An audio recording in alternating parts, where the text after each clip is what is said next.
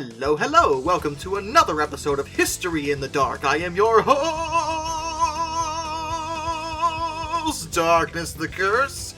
And before we begin, as always, thank you so much to my generous patrons, my British rail critics, and of course, my underwater train finders. You are the reason why this content remains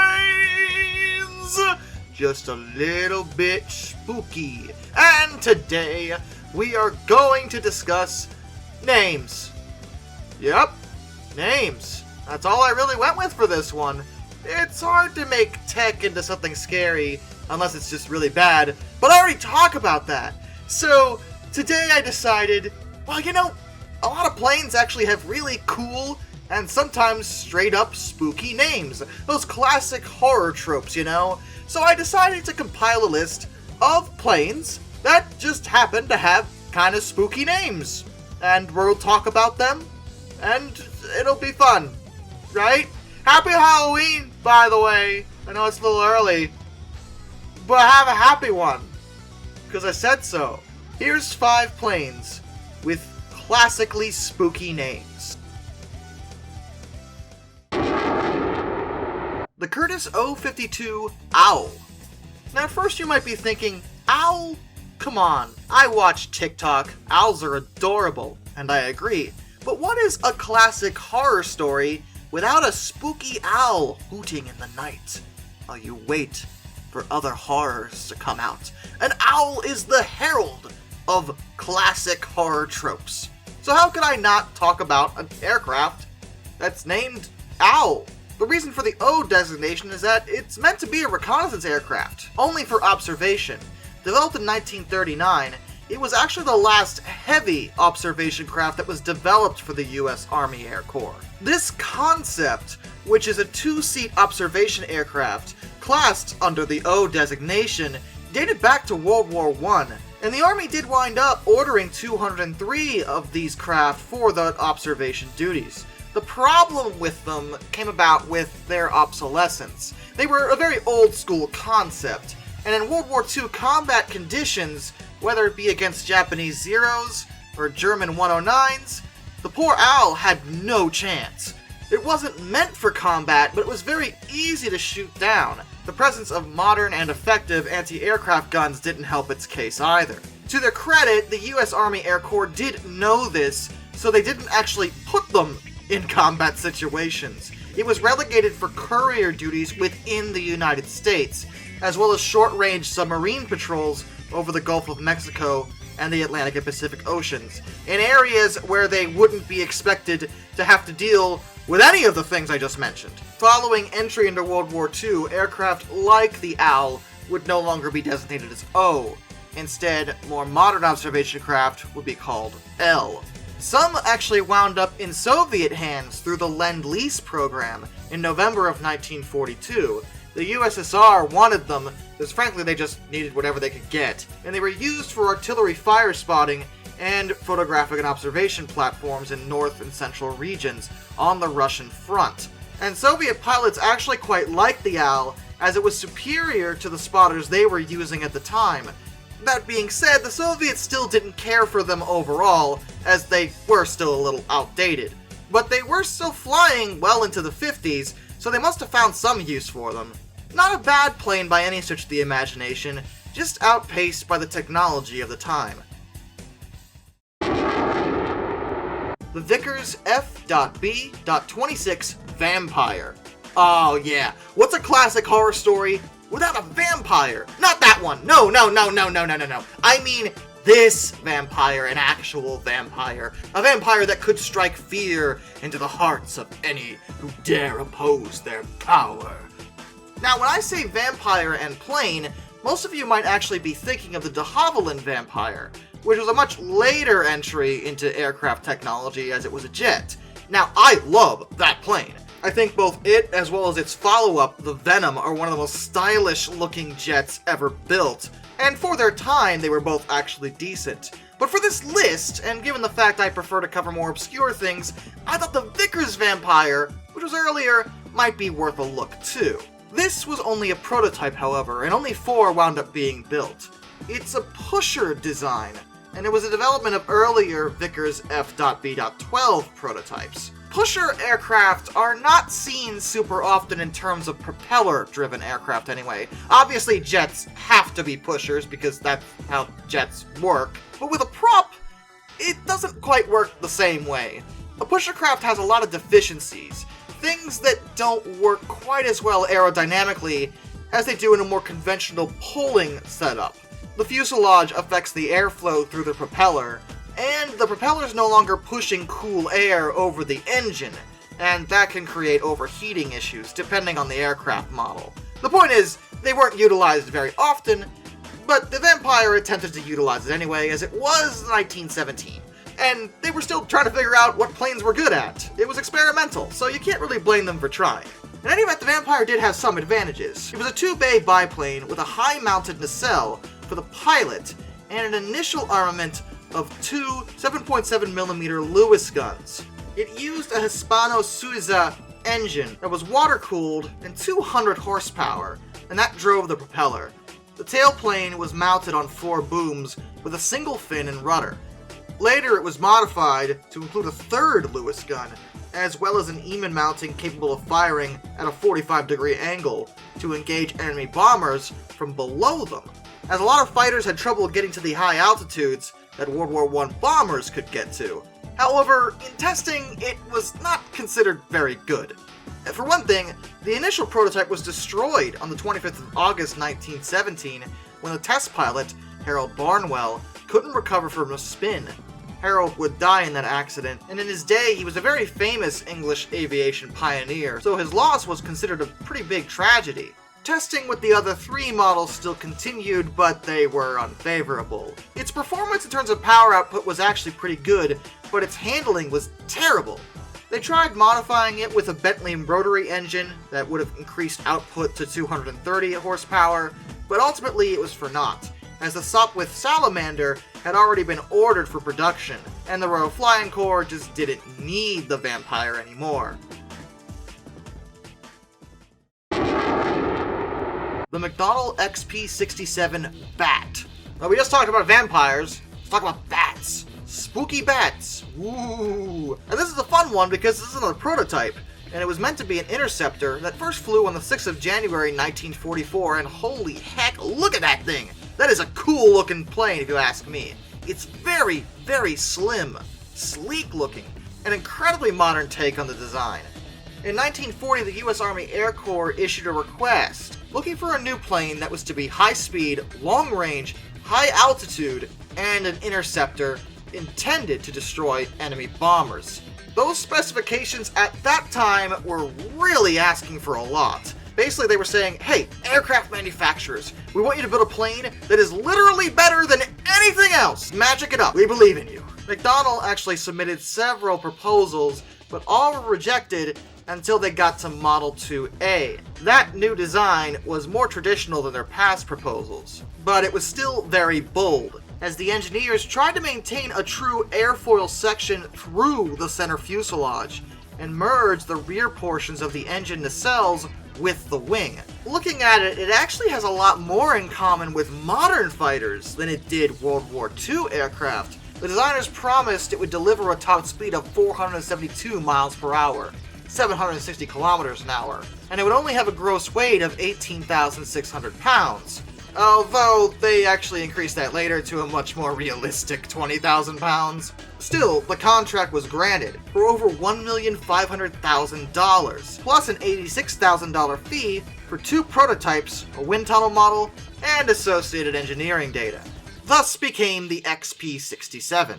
It was intended to have a pressurized cockpit, another innovation, and it would be armed to the teeth. Several configurations were discussed, including 6 12.7mm machine guns, 4 20mm cannons, and at one point a 75mm cannon, which would have been insane, before they finally settled on 6 37mm M4 cannons.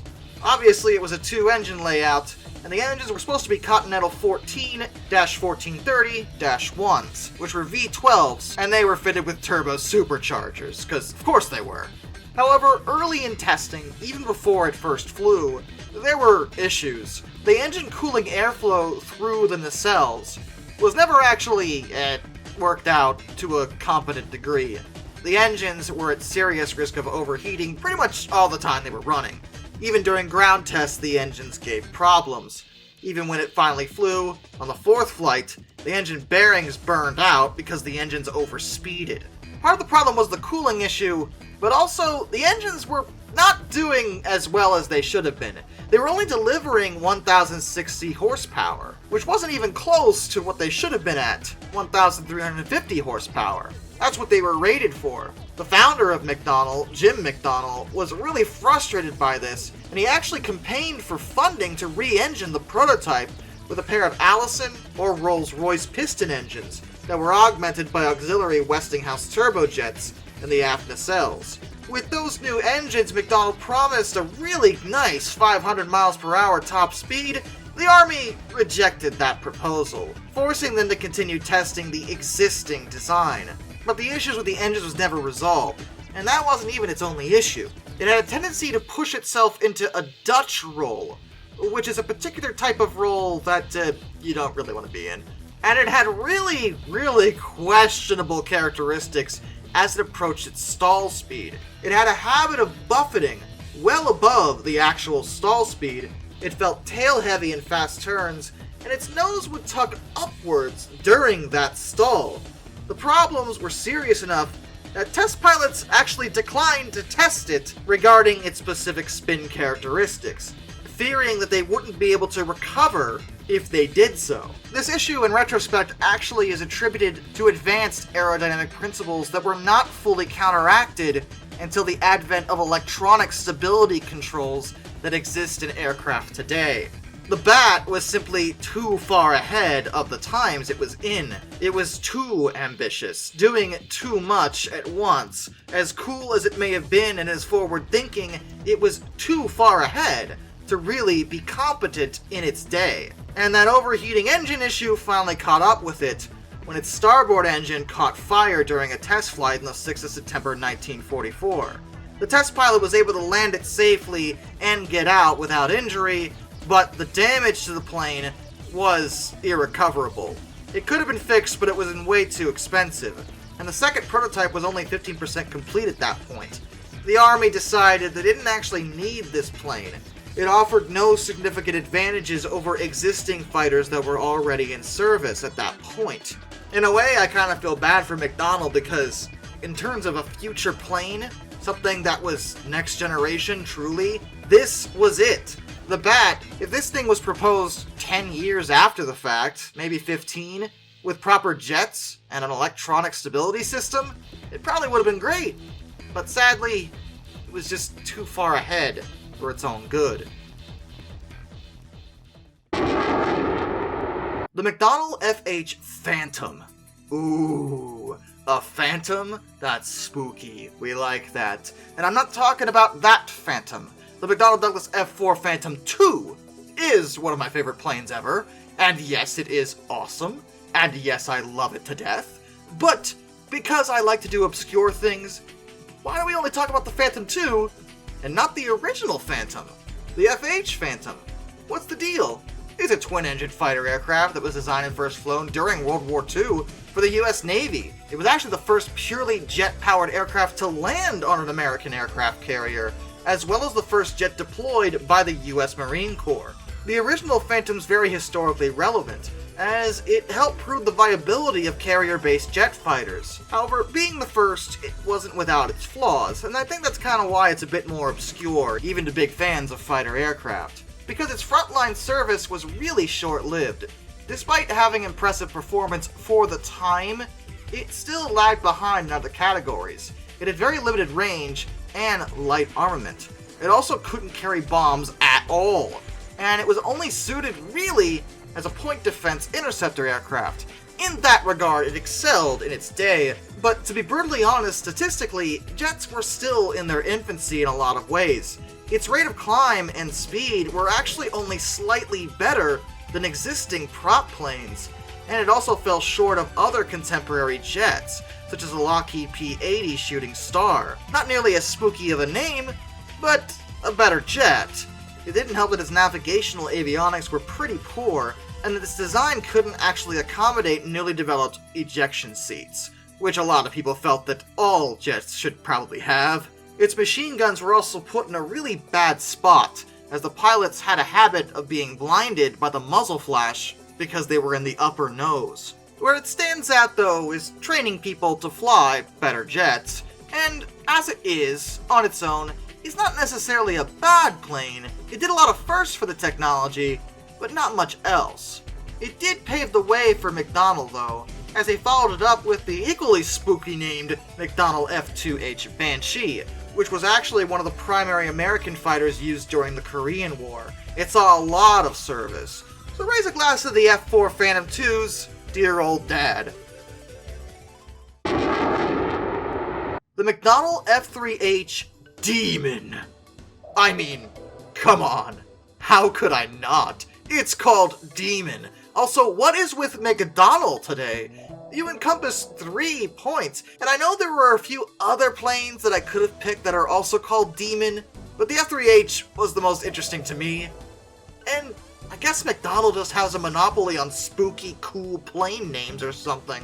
The F3H Demon is actually the successor to the aforementioned Banshee, so this one can actually be traced back to the Phantom as well. Now the Demon, despite its cool name, probably isn't necessarily the best plane ever. It lacks sufficient power for supersonic performance, but it was really good in a supporting role to complement other day fighters as an all-weather missile-armed interceptor, which is a role it pretty much stuck with until 1964. It didn't even last 10 years, but that's not to do with it necessarily, that was to do with technology outpacing it. McDonnell Douglas's F4 Phantom II was considered superior in almost every way, and it wound up replacing both the Demon and the Crusader for service on aircraft carriers. The Demon did enjoy a pretty decent career, even though its development was a bit of a fiasco. The original engine it was supposed to use, the J40, was awful, actually. Just terrible. The Demon had to be slightly altered to accept the Allison J71 jet engine instead. Once it got that though, it did perform admirably in its assigned roles. But when I say admirably, I do mean it tried. It tried its best, it really did. The J71 wasn't actually that powerful, particularly for an aircraft of the Demon's size. It also had a habit of flaming out or suffering compressor stalls. Still, pilots did enjoy their time working with the Demon in some regards. The cockpit was great, with excellent visibility, and naval aviators took to calling the plane the Chair instead of Demon. The pilots that flew it were colloquially known as Demon drivers, and the techs that worked it were known as Demon doctors. The only problem that it ever really had during service that the pilots really complained about was the power-to-weight ratio. Frankly, it was just too low, and some pilots called it the lead sled, as it could be a beast to work with. The reason the F4 Phantom II got away with it was that even though it's big and bulky too, its 2 engines were way more powerful. But the Demon helped pave the way for that plane as well, so you could still raise a glass to it if you ask me. Plus, it's an awesome name. Demon! Come on! And with that, a special thank you goes out to all my underwater train finders. Thomas Ward, Some Dude 267, Orange Glass, Royal Hudson 2860, Lord Hoth 444, Benjamin Owens, Panzer Kitsune 131-232, Mr. Black Rose, Master of None, Josh Johnson, Metal for Life Guy, Anzac A1, Arthur Roy, DM Tribal Typhoon, Tommy Rossini, Ohio Trucker 1, Lord Captain Von Thrust III, Joshua Long, Alaric Jaspers, and Bry Dagger 8. Till next time, this is Darkness, Individual Fond, farewell.